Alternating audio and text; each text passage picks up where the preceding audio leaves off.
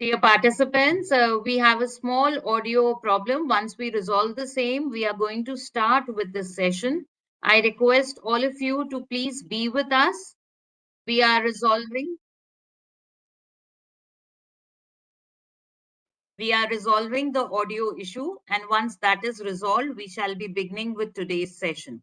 So, very warm welcome to all the participants today to this 190th IEEE IETE BVI CAM Technical Lecture Series. Topic for today's series is Role of Generative AI in Healthcare. Our expert, Mr. Naveen Kumar S. Sir, Vice President at Head Software and Digital Innovation, Cape Gemini Engineering, has already joined us. Good evening, sir. Welcome to the session. Good evening. I can hear you. Everything is fine? Yes, sir. Perfectly fine. Good evening, Dr. Ritika. Good evening, everyone. Good evening, sir. Welcome to the session. All set? Yes, sir. Oh, Mr. Anil is here. Good evening, Anil. Professor Subramaniam is here. Good evening, Subramaniam sir. So now, if everything is set, let's start, please. Yes, sir. You are seeing my presentation? Yes, sir. I can see your presentation, but sir, first I will introduce and begin the session. Yeah. Then I'll ask you to share. So meanwhile, I request you to please stop sharing. Okay, then. Sure. I just checking it so that at least it's fine. Yes, sir.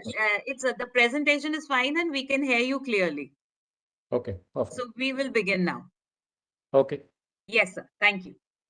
A very pleasant evening to all distinguished panelists and participants.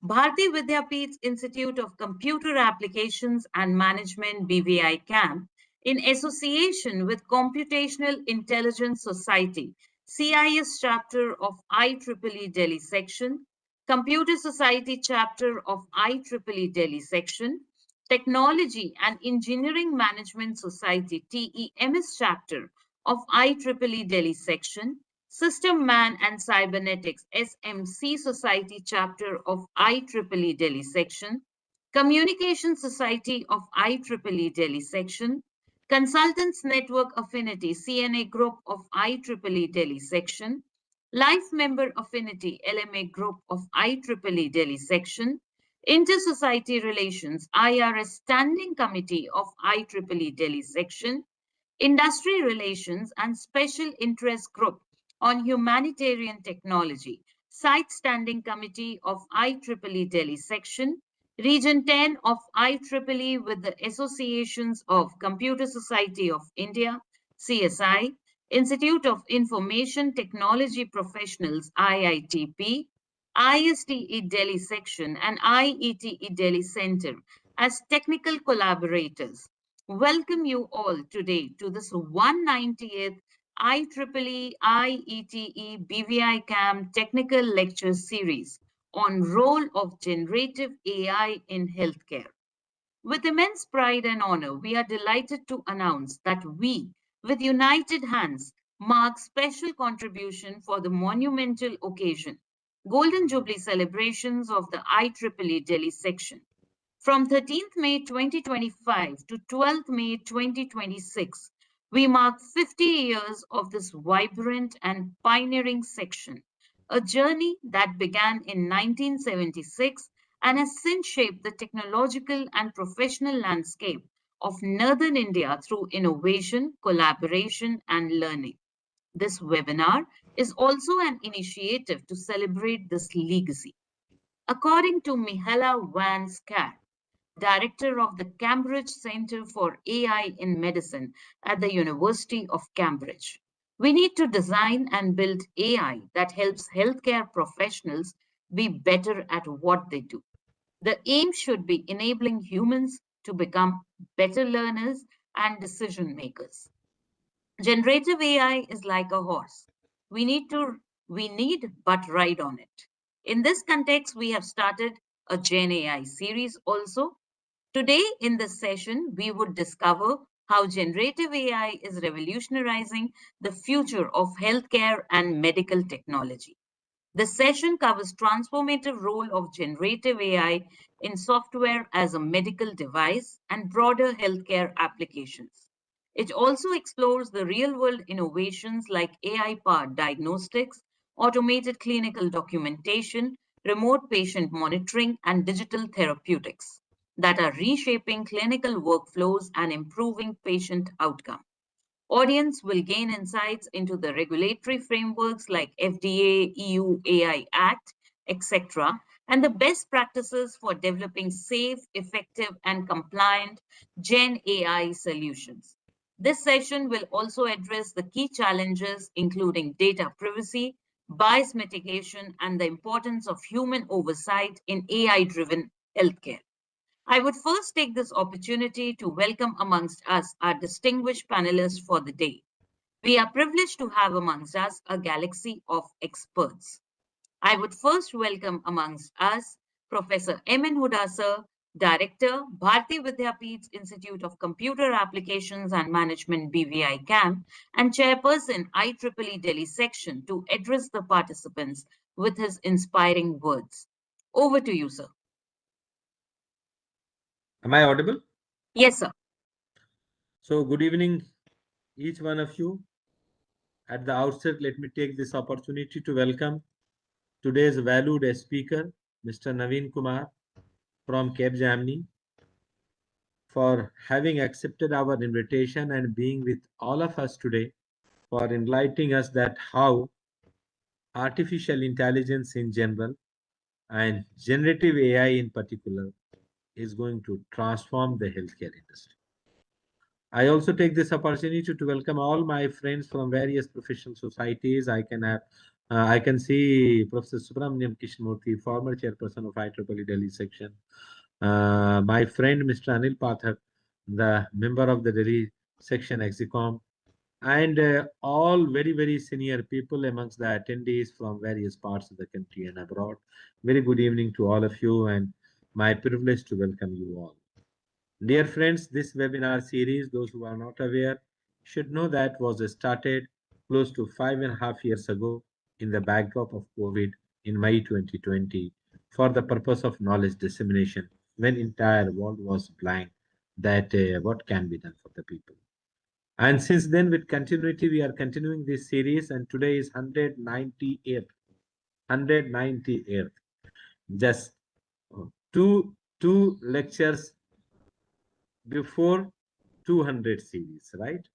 So 198th episode of that webinar series, which we started 5.5 years ago, every Saturday evening, with few exceptions on some holidays, etc.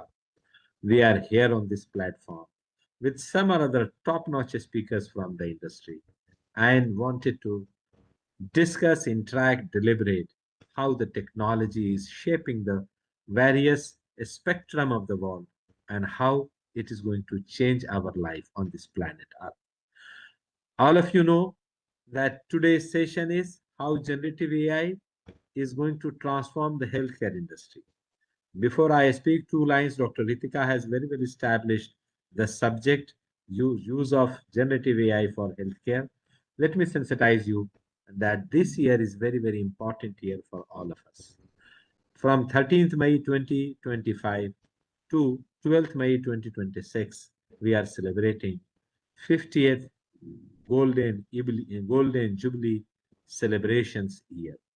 And all of us together wanted to make it more momentous, more historical, this auspicious occasion.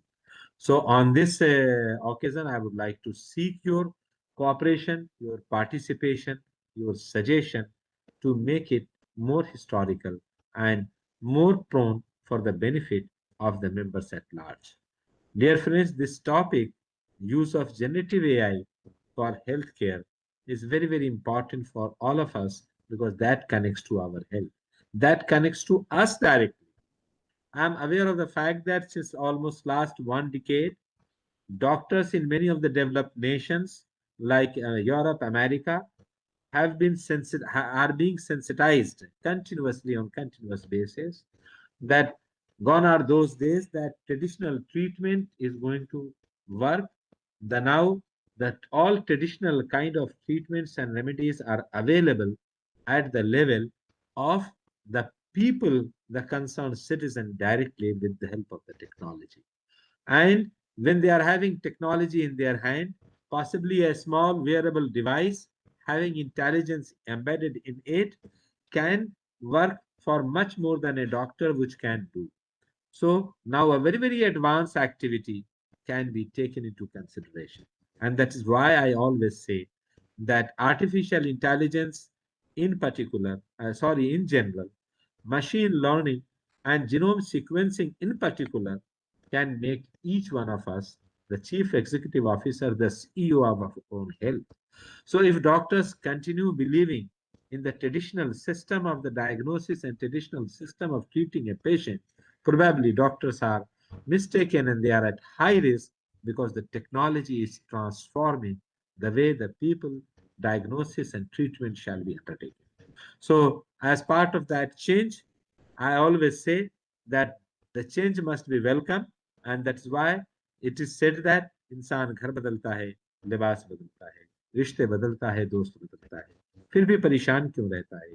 क्योंकि हम अपने आप को नहीं बदलते. And that is where the Ghalib said that उम्र भर गालिब यही भूल करता रहा, धूल चेहरे पे थी और हम आईना साफ करते रहे. सो हमें आईना साफ करने की जरूरत नहीं है, टेक्नोलॉजी में बिलीव करने की जरूरत है. टेक्नोलॉजी जो rapidly changing technological new ecosystem establish हो रहा, we have to keep ourselves updated and relevant according to the new ecosystem, and then only as a doctor, as an individual, as a professional, we will be considered as relevant. Today's session is to deliberate various aspects of this particular topic and enlighten all of us. Thank you so much, those who have joined. Dear, my dear friends, 29th November will be 200 episode, a momentous occasion. I seek support from all of you, suggestions from all of you, and request and appeal to all of you. Join 29th November. In between, there is one more session which has been planned on 22nd. Come in huge number. Once you join in time, in huge number, that motivates my team. Believe me, huge energy and efforts are put in for the purpose of making episodes after episodes more successful. That efforts shall be considered as useful only when you derive maximum benefits. Our video recording of all the episodes are available on BVICAM YouTube channel. Dr. Ritika shall be sharing the link on the in the chat window. Those who have missed it, you can go through it and watch it at your convenient and comfortable time. And those who want it, please share with your colleagues, with your friends, with your students to ensure that they also remain updated with the technological advancement and derive maximum benefit as much as they can. Thank you so much. Wish you all the best. God bless you all. Over to you, Dr. Ritika. Thank you, sir. Thank you for the motivating words. With this, I would welcome amongst us our expert speaker, Mr. Naveen Kumar S. Sir, with an e-bouquet. Welcome to the session, sir. Hi everyone. Dear participants, Mr. Naveen Kumar S. Sir You want me to is a share the presentation? technology.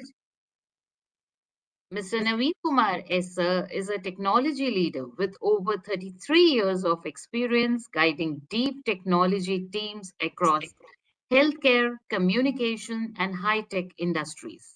As Vice President and Head of Software and Digital Innovation at Cape Gemini Engineering, Sir is recognized as Top 100 Architect at Cape Gemini Engineering and serves as Product Owner for the Augmented Intelligent Medical Products and Systems IMPS framework.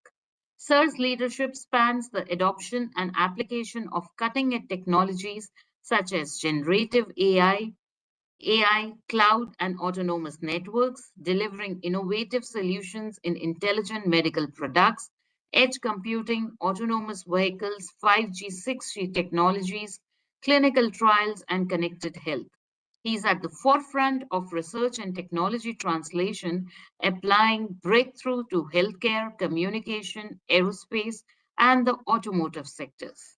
As chairman of Research and Innovation for the FutureX Healthcare Initiative, Sir is also responsible for setting the vision and direction for global research and innovation communities at Cape Gemini Engineering. We are honored to have you amongst us, sir, and I would now request you to kindly enlighten the House. Over to you, sir. Okay, first of all, thank you. Thank you everyone for this warm welcome. And thank you for the opportunity to really means inviting me and allowing me to share a few things that I am working on. So all the organizers, I would really means offer my heartfelt thank you. I know it's 198th session. It's come a long way. So this is my second time. So first time I talked about AI few years back. So I think it's all the more, I would say, uh, apt that I speak about Gen AI now. Okay. As the kind of technology is evolving, I think let's look at it, how the Gen AI is going to play a role in the future of medicine. Hope you are seeing the presentation here. Yes, sir. Okay, let me just move them. Okay, so what we do is that today we will cover the kind of, the agenda is basically to look at the kind of state of Gen AI, okay, and then look at it, how it is actually impacting the kind of various facets of the care, whether it is innovating for care, quality of care, or cost of care, and risks associated with AI, Gen AI, all of them together. We call them as hybrid AI within our Capgemini engineering. And then finally, we look at it, what should developers do? What should engineers like you, academicians, everyone has to do now? Because everyone knows that use of AI in research and healthcare offers significant opportunities to enhance patient outcomes, empower people with the data, streamline care processes.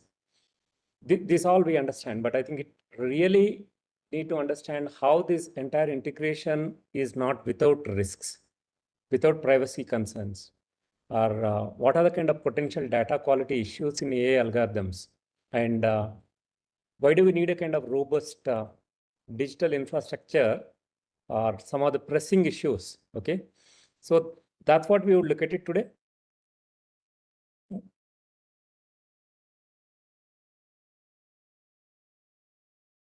Okay, so let's look at the state of AI to start with. Hope you are seeing my presentation mode, right? Not the. Yes, sir. It's the presentation. Okay, so this is Vinod Khosla. All of you must be knowing him. He was founder of Sun Microsystems. Famously said in 2012 that there is an article on his website as well. Doctors can be replaced by software. He says that 80% of them. I would much rather have a kind of good machine learning system diagnose my disease. Okay, that's what Vinod Khosla famously said to a kind of bunch of doctors, more than 100 doctors in 2012 as a part of the event. And then here we have Mr. Elon Musk famously saying that self-driving cars will be there in 2 years. That's what he said in 2015, and he repeated it over a period of last 10 years. But I think this is 2025 now. Okay, so still self-driving cars are away. And God of AI, okay, all of us, whoever is working in the industry, everyone knows who is in the middle of that picture, Mr. Jeffrey Hinton. Okay, in 2016, he told that radiologists will be obsolete in 5 years. Okay, that's what he is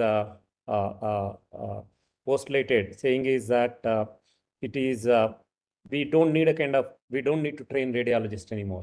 Okay, but as you can see in 2024, radiologists in a kind of regular cars driving to the work. Okay, still it is there. I think radiologists have not gone anywhere. And contrary to what we are seeing in industry, okay, so what we are seeing is that this is an article in New York Times. Okay, since 2016, ever since Mr. Jeffrey Hinton actually means said that radiologists won't be needed in 5 years,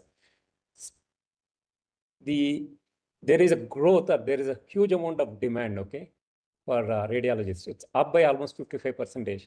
And they say that there is a huge amount of shortage of the physicians, okay, for next 30 years, not even actually, I would say kind of next few years, it's for next 30 years, there's a kind of huge amount of shortage of the kind of physicians.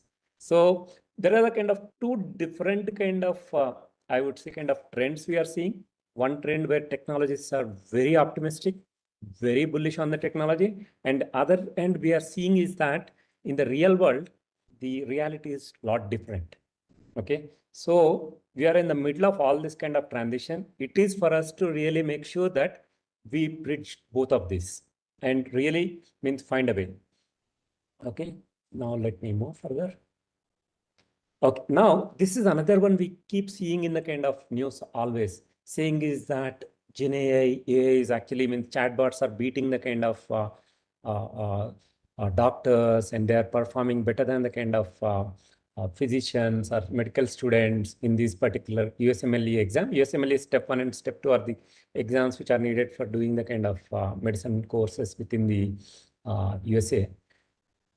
They are very good, okay, because they are learned on a kind of bunch of kind of knowledge base, extensive knowledge base, large knowledge base.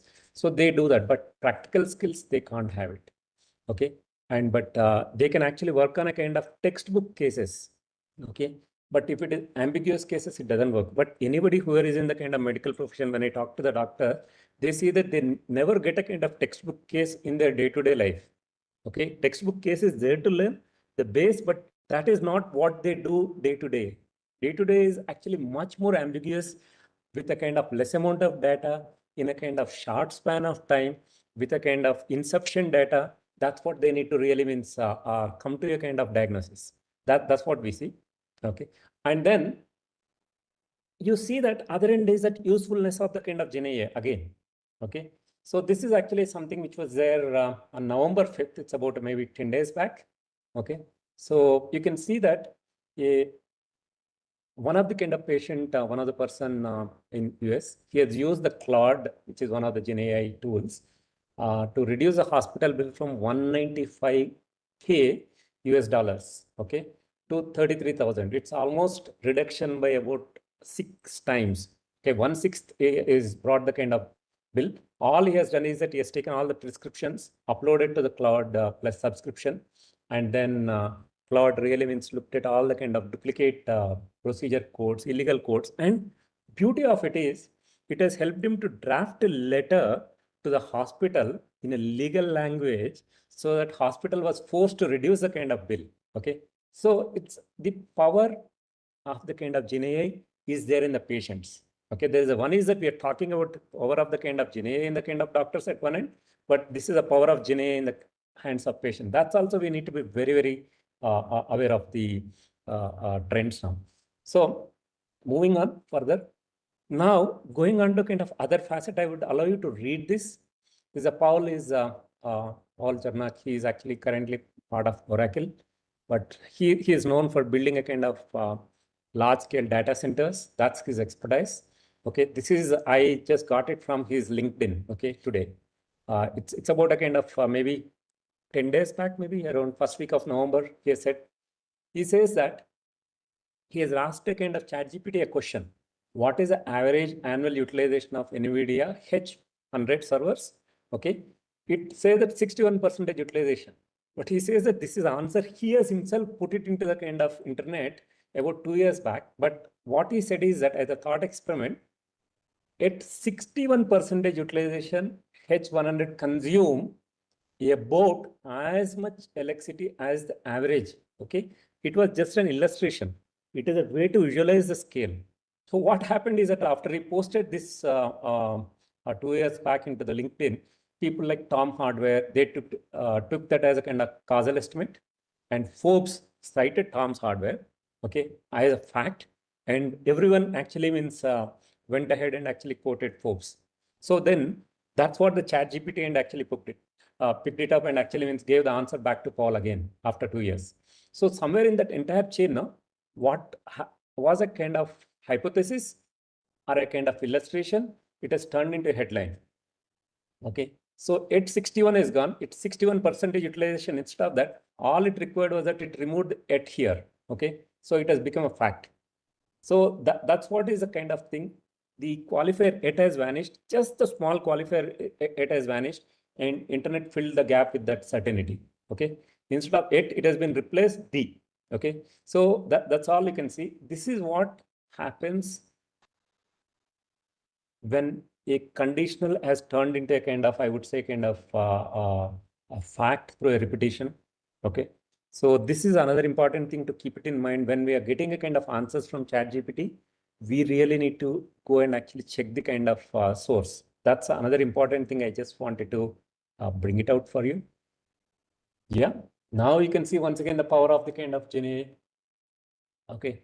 So as you can see, patients are saying is that, okay, or doctors are saying, yeah, uh, uh, patients are saying to the doctor saying is that your diagnosis is different from ChatGPT because there's a power of the kind of, once again, ChatGPT at the hands of patients. But now other end, doctors, what they're saying is that, okay, doctors, what they're saying is that this is actually a kind of last one. I picked it up from the COVID times. Okay, it's not currently, but you can see the doctors are saying is that my diagnosis, my treatment is 200. Okay. And then if it is your diagnosis and your treatment, I'll give it to you. Okay. Because you seems to be more knowledgeable than me. After so much effort, I put it for learning the degrees, doing the practice, spending donkey hours in the kind of hospitals. Okay. But that's what is this cost. We can see that it's 1:10. Okay. So you can see a kind of dichotomy of the kind of two things. One is that usefulness, and then a kind of, I would say, kind of truthfulness. I think somewhere between those two is where we need to really operate for the healthcare, because this is a regulated industry. Okay. So we need to have a kind of certainty we need it. Okay. Even when operating in a kind of ambiguous environment. So coming to that, okay, this is a state of AI. I just wanted to share with you a few minutes. Then let's get into the kind of topic quickly. Why healthcare needs GenAI? What does it mean? Okay. It's today, healthcare is drowning in data. Okay. It's drowning in data from managing imaging to EHR to MR. Radiology demand has grown by 50%, while workforce is lagging. AI is necessity. Okay. There is a kind of huge amount of complex data sets from clinical research and imaging sources we have. Okay. There's a pressing need for speed, accuracy, and then compliance in the decision-making process, right? But there is a huge amount of shortage of the workforce professionals, and there is a massive amount of regulatory and privacy demands. Okay. So where can GenAI help really? Automating the data analysis, enhancing the decision support, right? And streamlining administrative tasks. These are, I would say, kind of some of the low-lying fruits of this particular area. Best thing about a kind of GenAI, as we have seen in the kind of USMLE kind of example previously, it can handle large volumes of information efficiently. It can give the answers in a split seconds. We can never compete on the speed with GenAI. Okay. So that's why it makes it as a kind of indispensable asset in the modern healthcare environments. So it's very important to really find where it is applicable and what exactly is industry is doing in these spaces. So for us, let's moving on further. Okay. So this is actually the pharma life cycle value chain. We call it as a kind of molecule to marketing. At an essence, if you look at it, what exactly is a kind of pharmaceutical company is doing? If there is a disease, it is affecting some biological molecule. What pharmaceutical company is trying to do is that it's trying to find a chemical molecule that cures that biological molecule. All it pharmaceutical companies are doing is that finding out that next chemical molecule that can really cure the biological molecule. So it starts with the kind of drug discovery, research and discovery, goes to the clinical development, wherein various lab studies, animal studies, and human studies are done, clinical trials, and then goes to the operations where the manufacturing of the drugs is being done and then given to the kind of doctors, and then goes to the sales, marketing, and monitor. So today, this cycle from molecule to marketing is anywhere between 8 to 10 years for a normal drugs, especially if we are trying to find a cure for a rare diseases, because most of the common diseases we found the kind of chemical molecules. So we are actually talking about a kind of finding a kind of cure for rare diseases, next blockbuster drugs, right? Those kind of ones take about 8 to 10 years or even longer and cost about a kind of 2 to 2.5 billions. These numbers keep varying.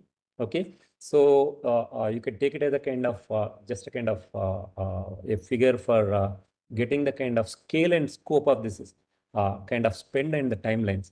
COVID is an exception. You see that COVID within 7 months after the particular virus has been found and genome sequencing of the virus has been done, we are able to really come out with the vaccination. Okay, that's an exception. Okay, you can imagine that why COVID is actually one of its kind event within the entire medical history, pharmaceutical industry history. So typically, if you see that research and discovery, it's very slow and costly. How do you really find that particular chemical compound from that millions of chemical compounds which are there? It is a humongous amount of data, okay? And clinical development, recruiting the patients for a particular rare disease is tough. Finding those patients is tough. Recruiting them through the kind of various stages of clinical trials and trying to make sure that they go through the treatment, monitor them, and then really study them and then summarize those particular results and then submitting to the regulatory authorities. That's a huge, like it's a, if 100 patients join, by end of that particular each stage study, only 65 retain. So can we actually increase the retention of that particular clinical trial patients? That's another one. Operations. It's about a kind of operations is all about a kind of classic supply chain. You have a kind of huge number of chemicals. Some of them are kind of expients, some of them are kind of active pharma ingredients and various binding components, everything chemicals which are coming and the packaging material, everything that is coming. All these things supply chain need to be optimized to produce the drug. Either it's a pill, either it's a kind of maybe a kind of injectable, or it could be a kind of some syrup or whatever, right? So that's what is to how do you actually optimize it? Because it's a very complex kind of supply chain, global supply chain across the continents. Okay. And then finally, medical is, it's about actually really means helping the kind of doctors to improve the patient engagement and then really means helping them to really give the kind of right advice to the kind of patients. Yes, and then sales, marketing, and monitoring it. So as you can see at the bottom of all this, across this is a kind of regulatory and compliance, because that's the foundation on which this entire pharmaceutical really means works on. One is a kind of research finding the drug, but regulatory compliances, it's if you really miss something, you are hit with the kind of heavy penalties. Many companies have been closed. And if you go and see any of the kind of top 10 or top 20 kind of pharmaceutical companies, during their lifetime, they would have paid millions, okay, if not billions of the kind of fines over their lifetime. It's very, very normal to try to actually means be on the wrong side of the regulators, okay, not maintaining the compliance. So that's where we find the kind of GenAI actually means bringing the value, okay.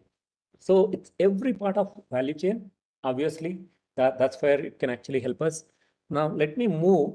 As you can see, potential of the GenAI, potential of the kind of inefficiencies in this value chain, as you can see, are enormous. Okay, whether it is a duration, whether it is a kind of cost, whether it is opportunities to be more accurate, those opportunities are there. It is really for us to find out how we can actually use it. I'll give you a kind of specific examples as we go into each of these areas. Let me just go little more into some of these deep dive into these areas. Okay. So as we were talking about, we will go into say that this coming out with a kind of drug, typically we call it as a kind of innovating for care. So as I told you, it goes from molecule to kind of marketing kind of area. So now here in the drug discovery, what we are finding is that how do you find the kind of high throughput search? How do you find the kind of lead identifications? How you can do? How we can actually means use a kind of genomic data, omics data to find a kind of drugs which actually are personalized for a particular cancer treatments or a kind of immunotherapy. So that's what we are actually means finding out. There are many companies like Incelco Medicine.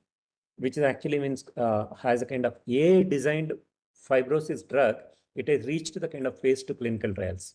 AstraZeneca, okay, along with its partners, using the kind of Generative to design a kind of antibodies in a days instead of kind of months and years together. Exscientia AI platform, if you see that, it has produced multiple kind of clinical stage molecules. That's the one which we are seeing. And in the clinical development, Pfizer is actually using this using the GenAI to draft the kind of clinical trial protocols with LLMs in hours, okay, which used to take a kind of very long cycle time, okay.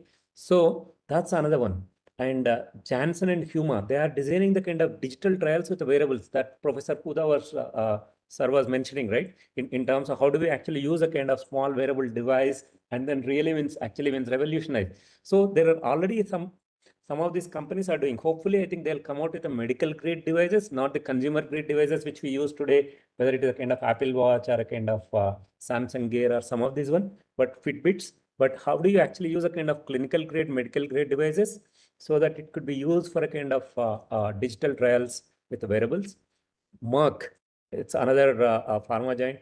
They are actually coming out with a digital twins or a kind of simulation of this particular patient outcomes using the AI. So as you can see, this is not something which is happening in the future, but this is something which is happening now and immediate. Now and immediate. Why? Because the amount of text literature mining this GenAI does is enormous. It helps us to understand the kind of disease progression. It helps us to really identify the potential drug targets. And then earlier, no, researchers used to do kind of very painful kind of researchers. This text mining, statistical tools, these have been available for researchers for a long time. But there were huge amount of constraints in actually means making it multimodal, right? Using the kind of images, graphs while doing these searches. So now we can actually do a kind of multimodal Gen AIs. Okay, that's another one which is actually means revolutionary. Already we are using it in some of our work. Okay, so we can actually find out a kind of relations between the genes, diseases, drugs, and different care pathways which were uncovered earlier. Okay, so this is another thing I really wanted to bring out here is that this is something which is happening now and immediate. It is not something which is futuristic or anything. And if we come to the kind of operations, especially the manufacturing, Sanofi is using this particular digital twins of that entire factories to cut down the cycle times by 40%. Okay. Novartis is actually means using this Gen AI and AI, especially both of them combined. We call it as hybrid AI, using to predict the kind of equipment failures with AI. Okay. And maybe coming to the kind of commercial operations, especially the sales, marketing, and medical, Novo Nordisk has to do this automation of the complaint content, okay, across 40 plus markets, okay, that's a huge. And Viva plus OpenAI, they are automating this medical legal reviews, especially MLR, we call it as medical legal reviews, which has to go through each and every content, each and every actually the kind of output which comes from the pharmaceutical has to go through those reviews. Those are all very painful and a kind of very long running operations and requires a huge amount of, I would say, kind of experts to do it. But those things which are heavy text-based kind of use cases, those we are actually means already seeing that they are actually means automated. Okay. Pharmacovigilance also, I was saying, Roche, another pharma giant, it's using the kind of Gen AI to detect the safety issues as very early in the cycle. It's not something which is a kind of after fact, but it is something they are using it to really means use it as we go through it. So this is another one which is very, very important. And then maybe we'll go to the next one to really see the innovation of the cure to the quality of care. This is about a Gen AI in doctor's practice. Okay. So Gen AI in doctor's practice, if you look at it, this is used by the kind of how do we craft the kind of hyper personalized health journeys so that we can adapt the kind of recommendations for individual needs, because doctors already have a kind of huge amount of a kind of patient demographic data patient history already there as a part of the EMR and then they have a whole amount of patient actually visits and everything, whatever is there as a part of their CRM systems. So how do you really combine all this with the kind of latest episode or latest episodic visit which a patient has come, and then personalize that particular recommendations? Okay, it is not about actually saying that because patient has this X and Y symptoms, you actually do it, but you can actually look at the kind of huge amount of patient history and then do it. If we go to kind of a hospital like Manipal here in Bangalore, especially the Manipal Whitefield, where I stay here in Bangalore, that's a digital hospital. Here, doctors don't write the prescription on the paper. It's last 10 years, okay? It's not now. Last 10 years, they don't write it. Here, doctors dictate the kind of prescription into the kind of dictaphone or the microphone, and then it actually enters into the kind of system where they make some modifications and then actually give you the kind of patient is given the kind of prescription, printed prescription. So here, what they do is that whenever we go and actually means consult a patient, consult a doctor, patient goes and consult a doctor, doctors actually go back and check all the history. But sometimes this history for a chronic diseases, whether it is a kind of Alzheimer's or whether it's a kind of dementia, whether it's a kind of chronic cancers or diabetic or even kind of hypertension, these diseases are there for a long time, 10, 12 years. It's a huge amount of longitudinal data is there.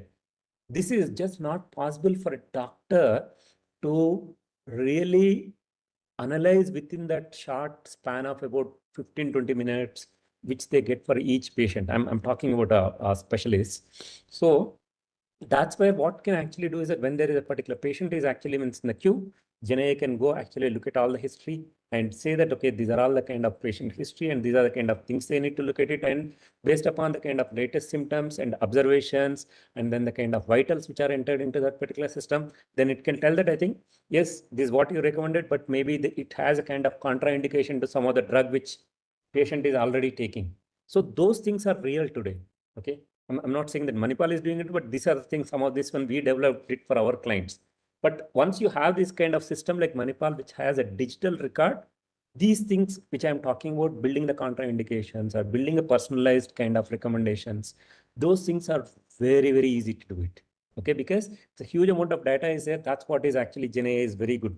Okay, and clinical decision support, as I was talking about, diagnosis, treatment planning, and reduce administrative burden. Okay, that's another one which is actually been used. And then quite a lot of times doctors also, for most of the times, no, if you look at it, it is actually a kind of doctor's profession is like a kind of apprenticeship kind of thing. They really need to go spend huge amount of hours, okay, in the particular primary care or in the wards or with a kind of seniors trying to learn it. But can we actually means use this particular GenAI to train the kind of doctors so that their decision making process could be improved? Okay, so this is what we are already seeing it, how we can actually do the kind of healthcare simulations, trainings, we can use it. Okay, just not only the textbooks, can actually bring the real cases which are there in the hospital to train the doctors. Okay, that's the best part of it. Okay, and then scheduling and optimization, if you look at it, doctor scheduling is very difficult. The way you schedule a patient on a kind of end of the month at a kind of Thursday 2 p.m. to a kind of first of the month on a kind of Friday 2 p.m. is very different. And the way you actually schedule a kind of patient with a kind of somebody senior with somebody who is actually a kind of slightly a relatively younger person, it's very different. So it's a huge amount of combinatorial problem. Okay, it's a kind of huge amount of operations kind of optimizations problem. So they can actually means all this kind of GenAI can be used to really means train this particular one. Already we are seeing the examples, okay? As we see, what we are seeing is that in the radiology, okay, QRA has already developed the kind of globally for TB. QRA is actually, it's based out of India, okay? We can be very proud of it. And in the cardiology, Mayo Clinic is using the kind of AI-based ECG to detect the issues before the symptoms. Sometimes then the kind of doctors actually means ask us to go and visit, get a kind of any kind of imaging, even before it actually means gives it all the kind of report, which is typically will be waiting for the kind of senior radiologist to come and actually sign it. Those things can be generated much faster. Okay, only the senior radiologist can come and actually correct it. So pathology also, Lunit actually detects cancers from the tissue slides. Okay, it's a digital pathology is what we are seeing. And in India, we have example of Google plus Aravind. The Aravind is using it for Aravind Eye Care, using it for diabetic retinopathy, eye diseases detection. And if you look at the personalized medicine, Tempus Labs are using it for cancer therapy. Okay, Cleveland Clinic has a digital heart twins because heart is a very complex machine. Trying to create a digital twin of it, simulation of it, all those kind of things, it's really hard. Okay, so and then Apple Watch and then Stanford hospitals, they are actually using it for early atrial fibrillation prediction. So this is what we are already seeing. These are not something which is the futuristic, but these are all a kind of very well contained kind of use cases, very well designed specific purpose use cases. It's not like a kind of chat GPT or a kind of Claude or something which is there for everything and anything. Okay, so that's another thing I really wanted to bring out is that this is today, now and already present. Okay, and then going on, cost of care, this we keep actually seeing it, right? In the kind of industry, always there is a kind of concern in terms of saying is that healthcare costs are going up, and then huge amount of actually means doctors are looting the kind of, if not the doctors, hospitals are looting the kind of patients. It's a very common notion because we think that I think we go and actually consult a doctor, and within actually maybe 30 minutes, he is actually means charging kind of 1200 or 1500 or 2000 rupees for consultation, specialist consultation. It's not that they would have spent almost 10 years learning that profession. Somewhere I think we need to really look at it value. If you don't want to go, you can go to the kind of government hospital, right?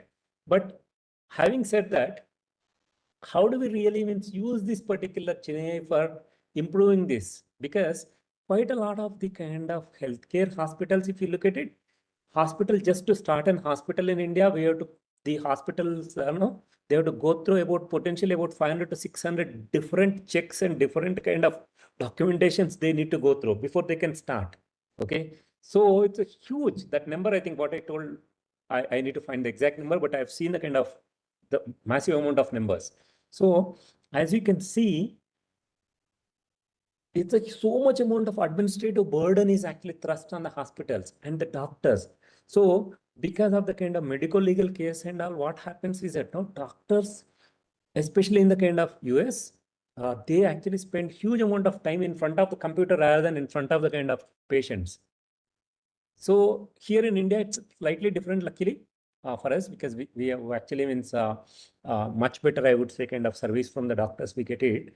But already what we are seeing is that cost of care, how do we actually means use the Chennai to detect the kind of fraud? United Health detects a kind of almost about 1.4 billions of fraud every year using the AI. Okay, so that's one thing. But always there is, if you go and see in the industry, they say that no, United Health is actually means falsely rejecting the claims. Okay, so there is other side of it. We need to be very careful how we apply. Okay, and Athena reduces authorization time. What happens is that when we go to the kind of hospital, we can have a kind of cashless kind of claims, right? Wherein we actually get a pre-authorization before the particular, I would say, kind of surgery or procedure is done, and then after the post-surgery procedure, once again we paid. But in the case of US, even patients go and attend, if you someone has a kind of patient has a kind of insurance, they go attend the kind of hospital, assuming that they get the appointment, and then once they do the treatment and they come back home, they don't know what is the cost they have paid, how much is insurance is reimbursing. So using this particular pre-authorization time, Athena is already means Aetna is actually reducing it time to 2 hours, and in India, ICICI Lombard is using this AI to automate the cashless claims.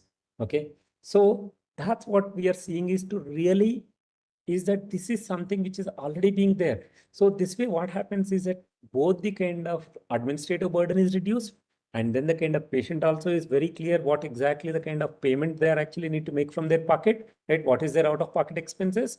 So this is another way, and then whole lot of augmented services, especially at the time of discharge. You see the doctors would have given a kind of discharge note, but somebody nurse or somebody like maybe some other paramedic or someone who comes and actually explains it to the patient, right? Because a specialist time is very valuable. Can these conversational agents can be used? Can these particular nurses, whatever the kind of advice which is given by the doctor, can this particular generic can actually interpret it and make sure that proper advice is given to it, because it's a very specific case. All these things are being done today. So these virtual conversational agents, Gen AI agents, all these are actually used to really means provide the information guidance to the users so that they can actually make their lifestyle changes. Because today, one of the big things what we see in the kind of industry is that it is not a healthcare. Okay. It's a sick care. There is a perverse incentives in the entire ecosystem to keep a kind of patient within the hospital, and patient not cured, but only actually be there living on the kind of particular drug for a long time. So how do we actually move from a kind of true sick care to the kind of healthcare, to the kind of preventive? How do we actually make the kind of lifestyle kind of changes? How do we make these changes sustainable so that they can live, patients can live healthily, right? But if patient lives healthily, healthcare doesn't get money, okay? So the incentives are perverse. That's why I see the kind of technology diffusion which happens here. One is because of the kind of regulatory burden. One is because of the kind of incentives. It's much harder industry to really means bring the technology. But in spite of that, you find that it's one of the kind of industries where latest technology gets used, but it's all for a kind of very specific, well-purposed, well-designed kind of areas. Now, having said that, let's move. Okay. So to summarize the different use cases, I know in the interest of time, these are the kind of various, I would say, kind of life cycle stages on the in different roles. And there are different use cases which are there in the knowledge extraction, okay, aggregation and insights, to highly specialized agents collaborating with each other, what we call as a kind of agentic AI, to come out with a kind of reducing the error and coming out with an outcome, which is actually means optimizing it to a particular optimized function and all, and then controlling in a kind of document generation, because this can be used for actually means regulatory legal purposes. That's another one. And then generative models acting as an orchestrator, so that they actually means really means working with the multiple generative models to come out with a kind of whether it's a kind of small molecule development or maximizing the yield in a kind of manufacturing. Okay. And then a kind of content generation, creative content generation. Okay. So I'm not going through each and every kind of use case, but idea is that there could be different phases, but the kind of use cases which are there, they are common. If you look at a one particular slice of the use case, the type of techniques which we use, those are pretty common. The kind of models which we can use, those are almost a kind of very similar or a kind of same type of models. Or we can take a kind of model which is very specific to this particular purpose, what we call as a kind of small language models. Okay, that's what we can actually pick it up. Okay, so all this is good and fine, but as I told you, healthcare industry is a kind of huge amount of I would say kind of risks are there because of the kind of generative AI. All of us know about the kind of hallucinations, biases, IP risk, privacy leakages, ethical challenges, right? With the growing influence of this Gen AI, ensuring responsible use is very, very paramount. Okay. There are a whole lot of regulatory frameworks are evolving in India. Um, just I think today morning I was seeing that we have actually means notified a kind of privacy laws. Okay. And then about 10 days back on November 5th, we have actually means given a kind of guidelines how to use it for a healthcare purpose. We are not actually enacting a new laws for a Gen AI. Okay. So we are only actually means whatever the laws which were there earlier, all the privacy laws, digital acts, all these kind of things we are bringing, and actually say that this is actually the guidelines to use it. So we are actually prioritizing India. If you look at it, we are prioritizing the innovation. Whereas if you go to the European Union, they say that safety is paramount. So, and if you go to the US, it's all mishmash. It's a chaos. If you really ask, if anybody who is working in a kind of US, it's really hard to figure out like what exactly the kind of regulatory pathway they need to follow. Okay. So there is a kind of huge amount of need. There is a core ethical principles, monitoring bias detection, all these are required. But going further, if we see that, I'll go little more into the kind of risks associated. If we are building something on top of the foundational model, that itself is not well understood, and then we try to build a downstream system, we are actually just passing that particular risk which is there. What are the acceptable risk which we have actually means qualified initially, that gets passed from the kind of that foundation to the kind of downstream. That's important. Okay. generative models just doesn't guarantee outcome. Even if you go and actually ask the kind of same question twice, there is no guarantee that you get the same answer. And best thing about it is that it is like a kind of what we call in Hindi as a fake, right? It's like they are confidently they give the answer, even then they are factually wrong. Okay. So as you have seen in the kind of example which I actually showed you, even it is factually wrong based upon a kind of wrong data where some qualifier is missing, it just gives the answer. Okay. And then it gives the data sources also to give you the confidence. And then biases. We have seen a kind of huge amount of AI models which have been built with a kind of training data, which is only actually taken a data for Caucasian kind of patients, only a kind of Western patient, does not have a kind of African Americans or maybe from a kind of Asians like us, right, with the Asian background. So all this actually lead to a kind of huge amount of wrong kind of predictions, especially if you go to kind of dermatology kind of use cases. So it's the kind of way we come out with saying is that this is a blood pressure actually a kind of markers are this much, okay, certain 120 by 80 or whatever, but that may not be true in all the kind of across the globe. Okay, so because of its dietary, because of its way that cities are structured, lifestyle is structured, it's different. But these models actually, most of them actually give the kind of outputs based upon the kind of studies done in the Western world, because where the healthcare is needed, where it is actually deserving in a kind of sub-Saharan Africa or in a kind of rural Asia, their healthcare is not available. Even in India also, doctors are very less in the villages where there are more patients, but we have a kind of huge number of actually specialists and the hospitals in the cities, right? So there's a huge amount of inequity. Okay, so that also leads to huge amount of biases because we don't get the data sets which actually represent those populations. Okay, sustainability. Yes, we are saying is that if you see the game of the kind of Gen AI, it's not about models. They say that whoever actually has a kind of power, okay, whoever actually can give you the power, that's where they're actually setting up the data centers, even though they are actually close to equator now. Okay, that's what I find it very, very surprising. Earlier, no, we used to develop the kind of data centers only where there is actually a kind of climate is suitable. But wherever there's a power availability, they're just doing this uh, huge amount of GPU data centers and all, which requires a huge amount of training and huge amount of data. Intellectual property, yes, that's another one which we need to be aware, especially in the kind of artistic fields or copyrighted, restricted by license. That's another one. Data leakage. All they do is that by doing a kind of prompt injections and all, data leakage are very much possible.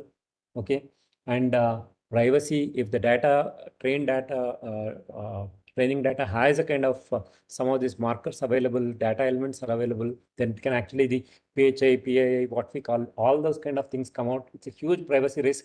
And in US, if the privacy risk is actually means violated, for each violation of HIPAA, if wrong information or something is given, the non-covered entity has to pay about 250K US dollars. Okay, so for each violation, so the penalties are huge. Okay, at the end of the day, these models are purely statistical predictors, no inherent model knowledge or anything. Okay, so all the kind of attempts, all the kind of various, I would say, kind of matrices that we present it, say that my model is better than the other model. We see kind of whole lot of every model, every research paper, whichever is there, every paper which is published from lab, say that, okay, these various indicators and all that, none of them are actually means perfect by themselves. So what it means to have a trust AI, in all this, we understand this. One is that making a AI that works is very simple, just with a kind of proven accuracy. The one that works reliably, if you look at it, is that with a it can handle robustness, unusual or malicious inputs. We can actually means produce a kind of output in the required time frame within the kind of whatever the kind of performance requirements, and it doesn't drift over a period of time in terms of the stability. But AI that works in the people's best interest, whether it is sustainable, whether it is fair, whether it is keeping the privacy in mind, that's the next level. But the another level, if you look at it, is that AI that is aligned with the human expectations. In the case of healthcare, who are the humans? It's the doctors who are using it, or the patients who are using. Patient safety is a paramount, and then the diagnosis accuracy is important. Doctors who are using it, they need to have the confidence. So if doctors need to know that why a particular inference or a recommendation is given by the algorithm. That explainability is important. It need to justify, and it can fail gracefully. Okay, if it does not know a particular answer, it can tell that I don't know, right? It cannot actually just give a kind of wrong answer. Okay, need to have that humility. And then when it is trying to extrapolate it, you need to tell that what are those confidence measures on which this particular extrapolation is being done, especially when there is a kind of unseen data or beyond the bounds which is given. So there are various levels we need to keep it in mind when we are designing the systems, especially in the healthcare. It could be applicable for other industries. All the engineering systems, especially which are safety critical, where correctness, accuracy is important, they need to follow it. And more so in the kind of healthcare and life sciences. Okay. And then what are the facets of the responsible AI? If you look at it, security, absolutely. Because we are seeing is that Claude, everything is actually being broken by using another Gen AI models now. Okay. So like any kind of thing, either you can use a kind of, right, when the kind of fire was invented, we can use it for cooking or we can use it for burning the forest also, right? Or you can use a kind of gun to shoot a kind of maybe some, uh, I would say kind of somebody who is actually a kind of criminal by police, or it could be used even for doing some other kind of illegal act. So it's like that. So Gen AI could be used that. Architectures, whatever we are coming, we should assume that failures will occur. Okay. And we need to architect the systems accordingly. It's very, very important to make sure that it is not the output, but the input, all those kind of accuracies, we need to test it.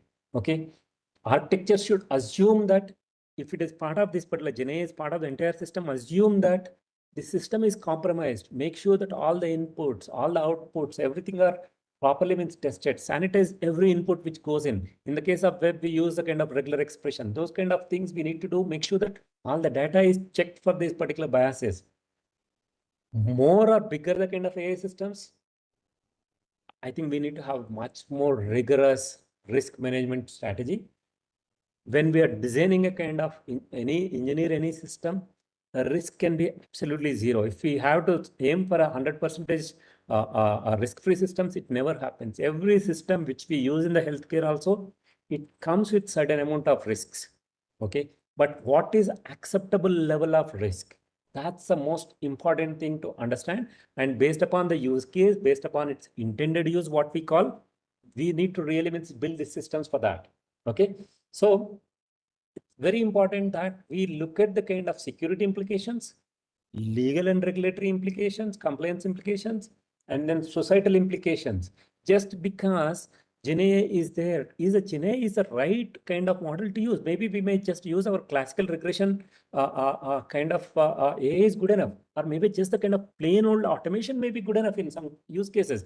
Just because you have a kind of hammer, no, everything looks like a kind of nail. Unfortunately, that's what is a trend, because if you are any product, if it does not have a Gen AI, it's very difficult to market. So what happens is huge amount of Gen AI whitewashing happens, but it may not be needed in all the cases. Okay. So that's another important thing. And then I'll spend few minutes in terms of the EU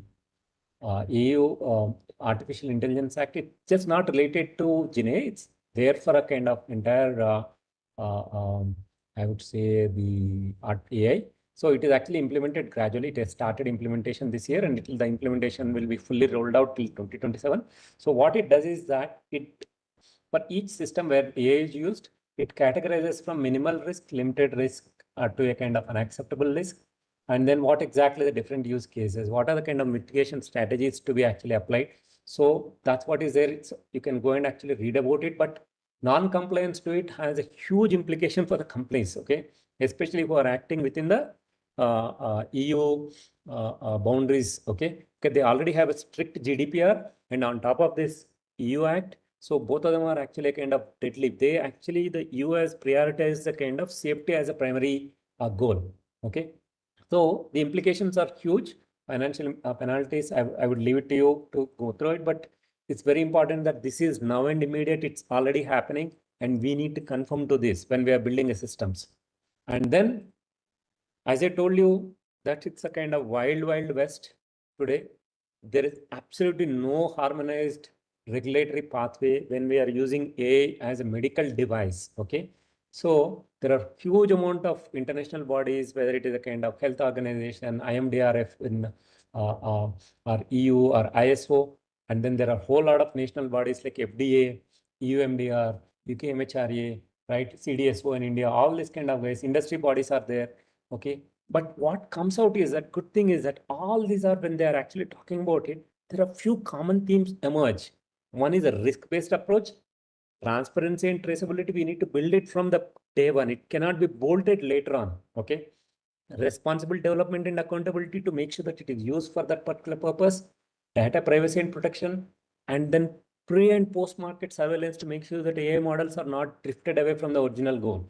So I'm not going through the kind of SAMD processes at the bottom, but you can see the kind of number of processes. SAMD is a very small segment of the entire industry. It's the software when it is used as a medical device. These are the kind of various standards that we need to follow. But if you use a medical device, each medical device, if it is implantable device, you have something. If it is actually a kind of device which is used for a particular X-rays is different. The ones which are used for a particular injectables is different. So each of them come with a huge amount of regulations, huge amount of standards. Building a POC, building a kind of demo, building MVP is easy in the healthcare life sciences.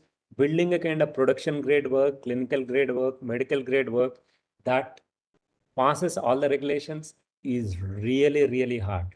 What we think is a kind of edge cases everywhere, those edge cases are the actual system itself.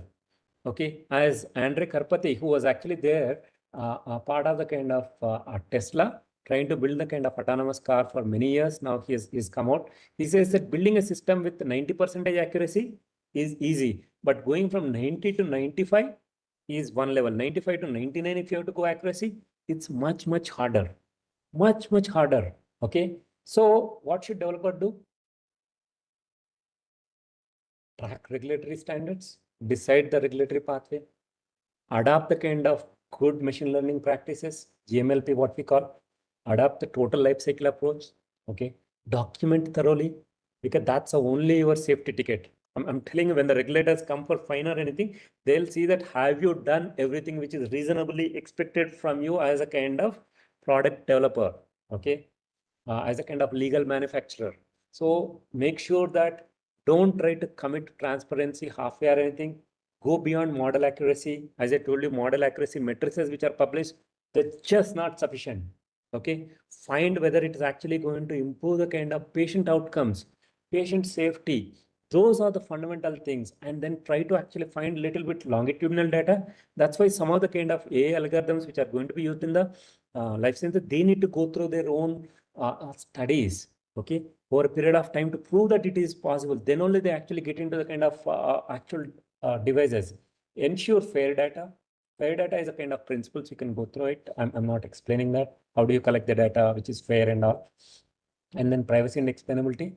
Okay, that's where doctors are really means in the future. Let's hope they'll actually means working with AI. Both of them actually work together to become more efficient. But in the meantime, you can see where we are in the world. If you see in the US, 70% of the hospitals still use the fax for sending the kind of medical records of EMR, EHR across. That's the real world. Okay. So one is to have a AI which is used, but real world is different. It's a messy, and most of the kind of healthcare informatics, if you look at it, 20% is technology, 80% is change management. Okay. As I told you, building a kind of demo POC, making it work in a lab, making it work in a particular setting is easy. Making it work in the real world is really, really hard. Okay. So commit yourself to a kind of best practices from the beginning. Understand when you're trying to come into this particular field, understand what it means to develop, and then really take it. I know I exceeded my time by about 5-6 minutes. But hopefully, if there are any questions, I'm happy to take now. Wonderful, Thank you, Naveen. sir. Thank Yeah, you, go ahead. sir. Yes, Ajay, sir. Go Thank ahead, you, please. sir. Thank Thank you you. for Thank you the so much. wonderful session. I am sure this has enlightened the participants about how generative AI is actually transforming healthcare. And yes, I have a few questions which I will now like to take up with your permission. Yeah, please. So, the first question we have: how do healthcare organizations balance AI recommendation with human medical expertise and clinical judgment? Okay. So what we do is that AI is always used with what we call a human in the loop, and then they are tested rigorously. As I told you, I think what we are finding is that wherever there's a purpose-built kind of language models or purpose-built kind of AI program, those are much better in success rather than generic purpose. So that's why I think everything need to be tested on the real patients over a period of long duration. And I've seen we worked on a kind of various companies who came with AI algorithms, and for that they do a kind of trials. Okay, Yes, sir. so they do the trials on the real world patients over a period of time to test it. Okay, so it's little complex, I would say, but it's possible. It's a costly. It takes time because implications are huge in terms of giving a wrong guidance or wrong recommendations. Yes, sir. It's So, every hospital, every kind of I would say kind of pharma companies, every software company, they have doctors in their panel. Doctor says SMEs to give the inputs even before we start. yes, sir.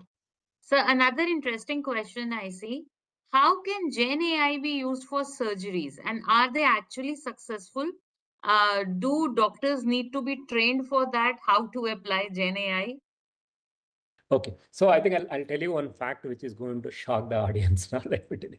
Okay, so first robotic surgery, AI-based robotic surgery, which is approved for Da Vinci, it is in 1995. Okay, it's been 30 years back, it is approved. Okay, it's not the first time we are doing it. Wonderful. So this is already in the fifth generation.